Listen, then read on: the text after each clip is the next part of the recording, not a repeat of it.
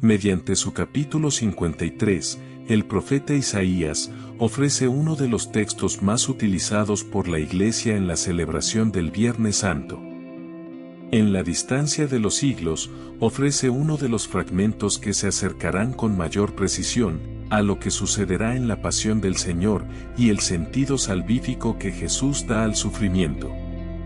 Llenará de misericordia la tierra y librará de la muerte.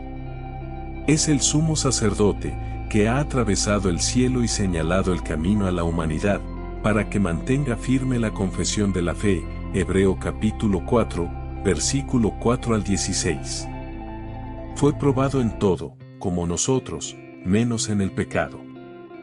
No solo con sus palabras, sino con el ejemplo, ha mostrado que su camino es el del servicio verdadero a todos.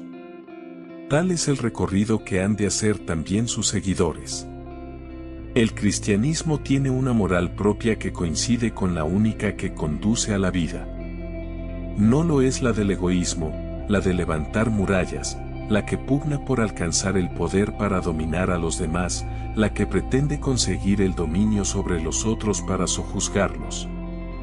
La que se reduce a visionar únicamente los lindes terrenos y a los pudientes según el mundo, la que no busca el bien que parte de Dios. La moral de la nueva ley es la del amor que pide la entrega de la vida haciendo el bien a muchos. Lectura, Salmo y Evangelio de hoy domingo, 20 de octubre del 2024. Lectura del profeta Isaías capítulo 53, versículo 10 al 11. El Señor quiso triturarlo con el sufrimiento y entregar su vida como expiación.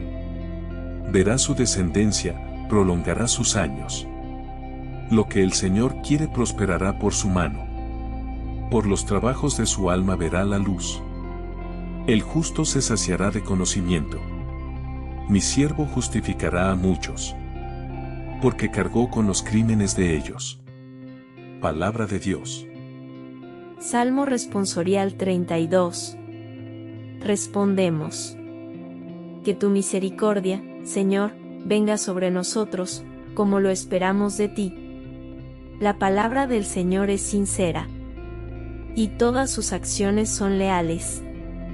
Él ama la justicia y el derecho, y su misericordia llena la tierra. Respondemos. Que tu misericordia, Señor, venga sobre nosotros, como lo esperamos de ti. Los ojos del Señor están puestos en quien lo teme, en los que esperan su misericordia, para librar sus vidas de la muerte y reanimarlos en tiempo de hambre. Respondemos. Que tu misericordia, Señor, venga sobre nosotros, como lo esperamos de ti. Nosotros aguardamos al Señor. Él es nuestro auxilio y escudo. Que tu misericordia, Señor, venga sobre nosotros, como lo esperamos de ti. Respondemos. Que tu misericordia, Señor, venga sobre nosotros, como lo esperamos de ti. Lectura de la carta a los Hebreos capítulo 4, versículo 14 al 16.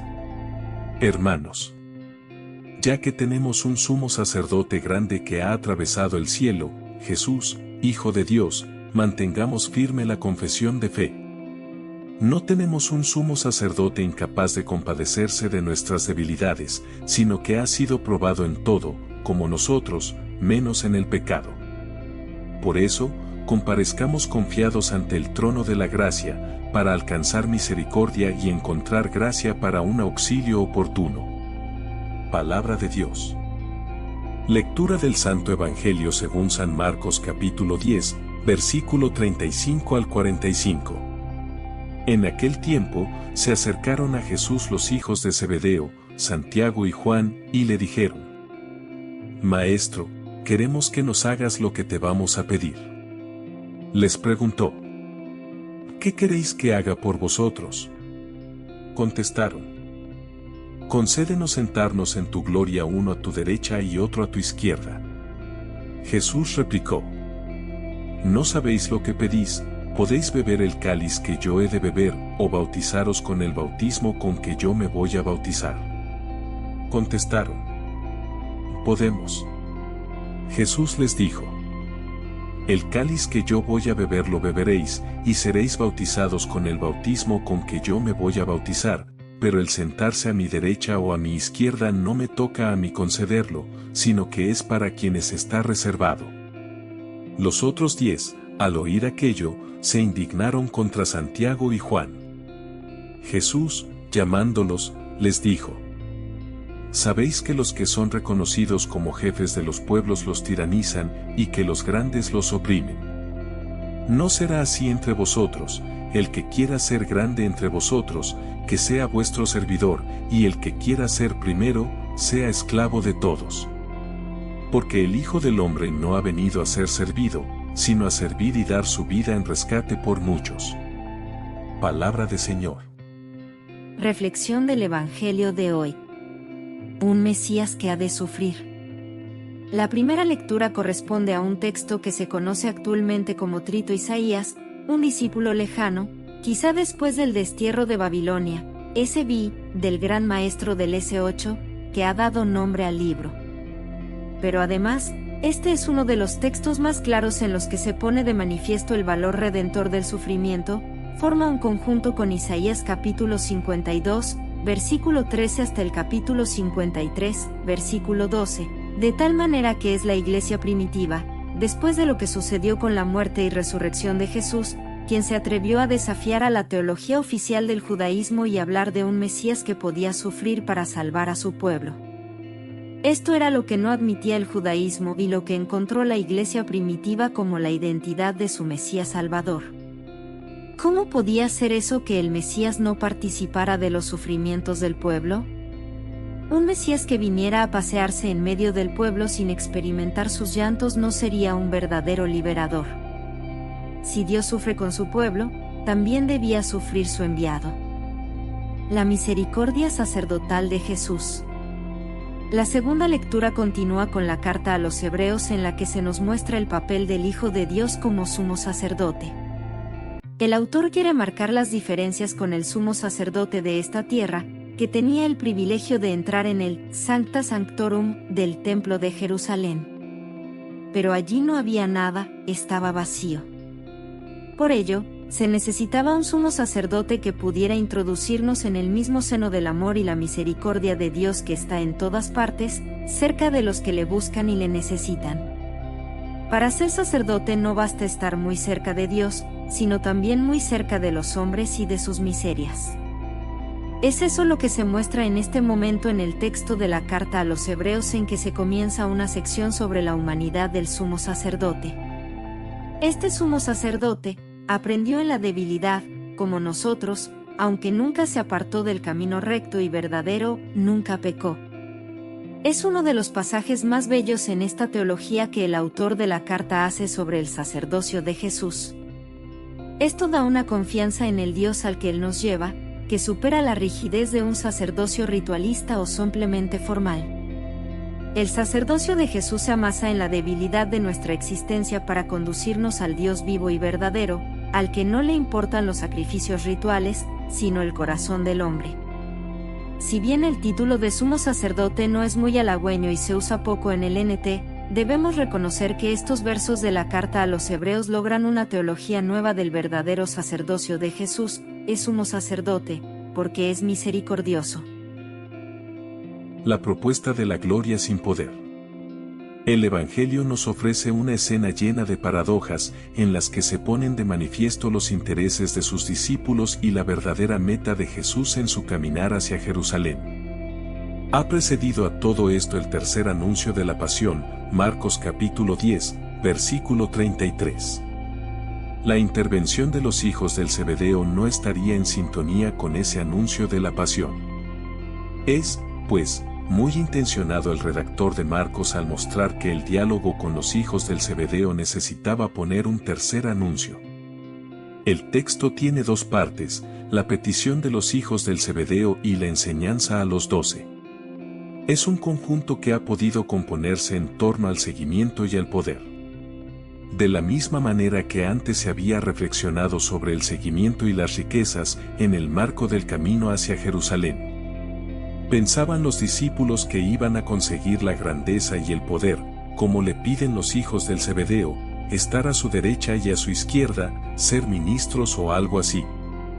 Incluso están dispuestos, decían, a dar la vida por ello. La copa y el martirio es uno de los símbolos de aceptar la suerte y el sufrimiento y lo que haga falta. Es verdad que en el Antiguo Testamento, la copa también puede ser una participación en la alegría, confrontar Jeremías capítulo 25, versículo 15, capítulo 49, versículo 12. Salmo 75, versículo 9, Isaías capítulo 51, versículo 17.